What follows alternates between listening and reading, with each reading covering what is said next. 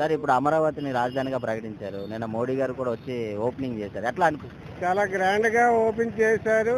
బాగా నిధులు కూడా మంజూరు చేయడం జరిగింది. దాన్ని మన రాష్ట్ర ప్రభుత్వం కూడా మోడీ గారు ఇచ్చిన చేతితోటి చాలా డెవలప్ చేసి చాలా మంది నిరుద్యోగులకు ఉపాధి కల్పించాలని అనుకుంటున్నా. ఇప్పుడు సంవత్సరంలోనే రాజధాని వచ్చింది. ఈ 4 సంవత్సరాలు ఇంకెంత డెవలప్ అయ్యే అవకాశం? మరి ఈ విధంగా చూసుకుంటూ పోతే చాలా డెవలప్ అవుతుందని నమ్మకం అయితే ఉన్నది.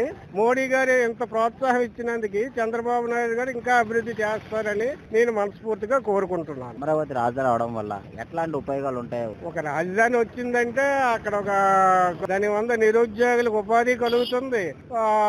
ఏరియా మొత్తం డెవలప్ అయ్యి ఒక ఆంధ్రప్రదేశ్ కు ఒక వెన్నెముకగా నిలుస్తుంది అని నేను అనుకుంటున్నాను. నమ్మకం అయితే ఉందంటారు కదా? నమ్మకం అయితే ఉంది. ఎందుకంటే చంద్రబాబు నాయుడు గారు ఏది కాదని మోడీ గారు కాదనకంటే శాంక్షన్ చేస్తున్నారు కాబట్టి అలాంటి చేయదులుంటే చంద్రబాబు నాయుడు గారు తప్పకుండా మరి కొంచెం ముందుకు తీసుకెళ్లి విజయ పదంలో నడిపిస్తారని నేను అనుకుంటున్నాను.